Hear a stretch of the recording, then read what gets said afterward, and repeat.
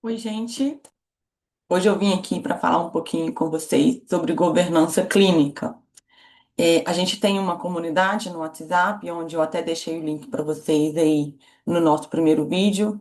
E ali a gente conversa, as pessoas tiram dúvidas. E ali eles pediram para eu falar um pouquinho sobre governança clínica. E hoje, então, eu venho falar um pouquinho com vocês sobre esse tema que está aí tão em alta, né? Tão em evidência nos dias atuais e também em evidência devido à sua grande importância e relevância, né?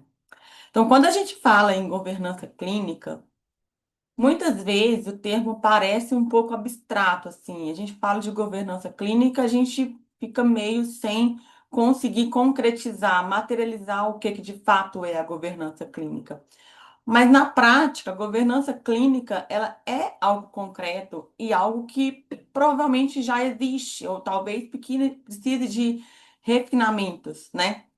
Porque nada mais é o conjunto de estruturas, de responsabilidades, de processos que garantem o cuidado prestado ao paciente, né? E faz com que esse cuidado seja seguro, eficaz, baseado em evidência e sempre com melhoria contínua. Então, quando a gente fala de governança clínica, é sobre qualidade assistencial que se sustenta. Então, não é um projeto, não é uma comissão isolada, né? Muita gente fala, a governança clínica que a gente tem aqui são as comissões. Não é, né? As comissões, ela faz parte da governança clínica, porque dentro da governança clínica existe o cumprimento regulatório, tá? Mas não é somente comissões, não é uma comissão isolada, não é um indicador específico, é um sistema que garante que a assistência evolua com responsabilidade, com envolvimento de um time. Não é uma pessoa sozinha ou uma área sozinha que faz a governança clínica. No manual da ONA, fala que, entende-se, eu vou ler aqui para vocês. Entende-se por governança o conjunto de estruturas, responsabilidades e práticas adotadas pela alta direção para assegurar que a organização exerça liderança ética e responsável, mantenha a governança clínica garantindo que a prestação do cuidado ocorra conforme padrões reconhecidos, diretrizes baseadas em evidências e boas práticas. Respeite o direito dos pacientes e usuários dos serviços, assegure conformidade legal e regulatória em todos os níveis de atuação, promova a gestão financeira responsável, gestão justa e transparente das equipes e uso eficiente de recursos. Monitore e avalie continuamente seus resultados de qualidade e segurança, promovendo melhoria contínua. Então, por isso que para entender governança clínica, a gente precisa entender suas interfaces, porque igual aqui no próprio manual fala, ele fala de direitos e deveres dos pacientes, ele fala de diretrizes baseadas em evidências, ele fala de atendimento da parte regulatória e conformidade legal, ele fala de gestão financeira, de gestão justa e transparente de pessoas. Então, é um conjunto. E isso justifica e explica o que eu falei agora no início. Não é uma pessoa sozinha ou uma área isolada, né? É um conjunto, é um time. Então, por isso que a gente precisa entender as interfaces da governança clínica para a gente conseguir materializar ela. Uma das interfaces é a segurança do paciente. Sem gestão estruturada de riscos assistenciais, não existe governança. Então, isso inclui notificação de eventos adversos, análise sistemática de incidentes, a discussão dos quase erros e NIRMIs, né? Monitoramento de indicadores, porque a gente aproveita os erros ou quase erros, dos incidentes, do evento, para aprendizado institucional, né? Então, usar aí a segurança do paciente, a gestão de incidentes, de eventos, para amadurecer os processos da instituição e considerar isso como aprendizado. A governança também transforma erro em aprendizado, que é o que eu falei, e outra interface fundamental é a gestão justa de pessoas. Treinamento, desenvolvimento de pessoas, que também fala lá no manual da ONU. Então, um protocolo descrito, apenas descrito, não muda nenhuma prática sozinho. O que muda a prática são as pessoas, os profissionais capacitados, monitorados, supervisionados e atualizados. Então, se não existe uma educação estruturada, uma educação permanente estruturada, avaliação de competência, feedback, alinhamento técnico do time, a governança também fica frágil nesse ponto. Porque a gente precisa ter pessoas capacitadas, pessoas seguras, pessoas bem orientadas, pessoas que tenham consciência do ambiente que elas estão e o porquê elas estão ali, para que a governança também aconteça. Então, sem essa gestão de competência, a governança também fica frágil. Também existe interface com a experiência do paciente, direitos e deveres do paciente. Porque a qualidade assistencial, a gente não mede só por desfecho clínico, a gente mede pela percepção do cuidado. Como o paciente está percebendo o nosso cuidado? Como o paciente está percebendo a nossa assistência? A gente está tendo uma comunicação clara, uma escuta ativa? A gente está sendo respeitoso com o nosso paciente? Qual que é o tempo de resposta que eu demoro para devolver alguma questão para o paciente? Alguma questão que o paciente pediu, que o paciente tem dúvida, alguma dor que o paciente sinalizou? Qual é o tempo de demora para chegar o remédio para a dor dele? Então, a gente também avalia direitos do paciente e aí associado com a experiência, que é onde a gente vai conseguir medir de fato qual que é a percepção desse paciente sobre o nosso cuidado. Experiência, gente, não é marketing, tá? Ah, eu tenho um setor de ouvidoria, um setor de marketing. Não é isso, né? A experiência do paciente, ela é uma maturidade assistencial, tá? Para quem tem experiência do paciente, quem trabalha com a experiência do paciente, com certeza tem oportunidades, inúmeras oportunidades de melhoria de processos que ajuda aí na maturidade, da assistência. Um outro ponto de interface são, sim, as comissões que eu comentei lá no início, porque ela é a parte regulatória. Então, a gente tem comissão de óbitos, comissão de prontuários, comissão de controle de infecção, o próprio núcleo de segurança do paciente. Então, essa parte do regulatório são ferramentas de governança. E são ferramentas que geram decisões. Todas as comissões, quando bem implantadas, bem executadas, geram decisões e geram mudança de prática, né? Quando a gente faz reunião de comissão é, sem nenhuma deliberação, sem nenhuma saída, sem nenhum plano de ação, não é governança também. Aí ela é um papel para atender, para mostrar que eu tenho uma comissão. Mas hoje, gente, isso tem sido muito. é, a cobrança disso, tanto pela vigilância sanitária, tanto pelas acreditações, está mudando. Inclusive no Manual da ONU 2026, mudou-se um pouquinho também a forma de evidenciar, de cobrar essas comissões. Porque comissão, gente, não é só no papel. Comissão é muito importante para a segurança assistencial. Então, é, a comissão não é um relatório. Se eu faço um relatório da comissão e não encaminho ele para ninguém, a comissão não está sendo efetiva, tá? Eu não estou gerando deliberação. Então, também não é governança quando eu tenho somente comissões no papel, tá?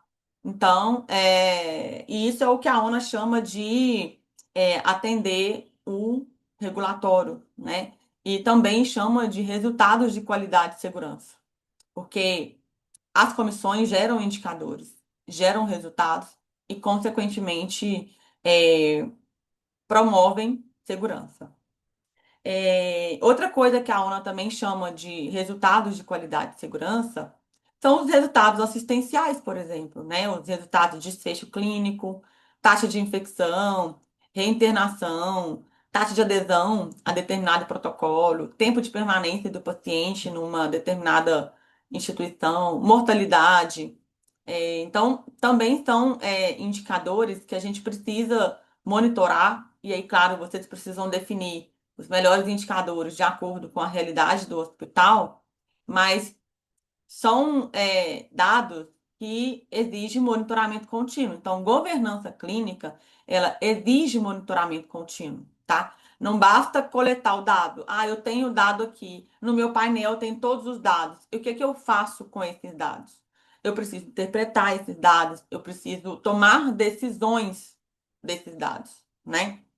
Eu vou citar um exemplo aqui. A gente tem imaginem um hospital onde a CCI, monitorando lá o indicador, começa a perceber que aumentou o índice de infecção num determinado setor, tá? O dado aparece no relatório da CCI, a CCI discute, identifica possível falha ali na técnica de manipulação da inserção do material invasivo, suponhamos um catéter ou uma sonda de demora, e aí eles identificam fragilidade na técnica, aí eles sugerem um reforço de treinamento, mas a alta liderança nesse momento não participa da discussão. E aí não há uma definição clara de qual ação é prioridade, não tem tempo protegido para o treinamento, ou seja, a gente precisa fazer o treinamento. Quando as equipes vão ser liberadas? Teve ajuste na escala para liberar que as equipes participem dos treinamentos, que a gente sabe que é um super desafio? E aí, a gente escreve no papel, o hospital, né? CCI escreveu no papel um plano de ação, um treinamento, e o treinamento não aconteceu. Ou aconteceu, não abrangeu todo mundo, não pegou todos os profissionais. E aí, o que que acontece? O indicador não melhora ou até continua subindo. A equipe da CCI começa a se sentir pressionada, a comissão continua se reunindo e a sensação é de que estamos fazendo a nossa parte, mas o resultado não vem. Agora a gente muda o cenário. O mesmo aumento de infecção é identificado. A diretoria clínica participa, né, da reunião. A alta liderança participa da análise. Define prioridade. Qual que é o tempo que esse treinamento precisa ser realizado para 100% dos profissionais. Libera a agenda desses profissionais, porque eles tenham tempo, né, de participar do treinamento. Reforça para a supervisão das unidades críticas a importância do controle desse indicador. Acompanha semanalmente a evolução do indicador. Comunica formalmente a importância do tema para todos os setores. E aí, neste caso, existiu governança, houve decisão, houve direcionamento, houve estrutura, houve governança clínica, e aí sim o indicador começa a melhorar. Então, é aqui que entra o papel da alta liderança na governança clínica. Com a alta liderança participando, a gente consegue ser mais efetivo, mais assertivo e consegue deliberar com mais força para que as coisas de fato aconteçam, tá? Então, a governança clínica não é responsabilidade exclusiva da qualidade, ela é responsabilidade da alta direção. E aí, a alta liderança tem três papéis fundamentais aqui. O primeiro, definir claramente que a qualidade assistencial é prioridade estratégica, né? Colocar os indicadores assistenciais no mesmo nível de importância que os indicadores financeiros. Esse é um ponto fundamental, né? O segundo, garantir que os dados sejam confiáveis, né? Não adianta a gente coletar dados que não estejam, que não representem a nossa realidade. Garantir tempo para as reuniões clínicas, garantir investimento em treinamento, clareza de papéis entre diretoria médica, enfermagem e qualidade, né? Diretoria médica, assistência e qualidade. Então, sem essa estrutura, a governança vira só eu tenho, mas não sei mostrar. Eu tenho, mas não funciona, tá? Outro papel é o exemplo. A liderança, a alta liderança, ela precisa participar das discussões críticas, dos eventos adversos, de mortalidade, de infecção. A É liderar pelo exemplo, gente. A alta liderança precisa liderar pelo exemplo, tá? Uma vez que a gente tem a alta liderança participando ativamente das tomadas de decisão e das análises de investigações, essa cultura começa a mudar, porque as pessoas começam a entender que sim, é um tema tão importante que até a alta liderança participa. Então, é liderar pelo exemplo, né? Então, quando a liderança ela sustenta decisões difíceis, como é, interromper uma prática que é comum, mas que está inadequada, né? Rever um fluxo assistencial que é antigo, mas que não está coerente, ela fortalece a governança. Então, muitas instituições acredito que ter a comissão estruturada, comissões estruturadas, já significa ter governança, mas não é. Tá? A comissão é uma ferramenta. Governança é responsabilidade. Então, hoje, a qualidade existe para apoiar a governança, tá? Para apoiar a estruturação dos processos, para apoiar a condução das reuniões, pode ser, mas obrigatoriamente a gente precisa que a alta liderança participe, tá? Participe das comissões, participe das reuniões de análise de indicadores assistenciais, não só dos financeiros. Então, a gente precisa garantir uma atuação ativa da alta liderança. Então, quando a gente pede aqui, quando, né, a gente fala assim, qual que é o papel da alta liderança, então, né, assim, na governança clínica? A gente acabou de falar. A alta liderança é liderar pelo exemplo, tá? É fazer com que as pessoas se inspirem na alta liderança. Fazer com que a alta liderança gere motivação e vontade de que todos exerçam o mesmo papel. O papel do cuidado, o papel da segurança, o papel da preocupação, o papel de colocar a assistência, a qualidade assistencial e a segurança assistencial em primeiro lugar, no mesmo nível ali, de que é importante também considerar os indicadores financeiros, porque a gente precisa que a gente ser sustentável, né? Então, esse é o papel da alta liderança. Então, fortalecer a governança clínica não começa criando mais protocolos. Começa definindo prioridade estratégica, investindo em pessoas, estruturando as comissões com poder deliberativo e assumindo que a qualidade e segurança são parte central do negócio, com apoio estratégico e ativo da alta liderança. Esse é o ponto. Acho que eu consegui passar um pouquinho do que se fala e do que se entende de governança clínica atualmente nas instituições de saúde.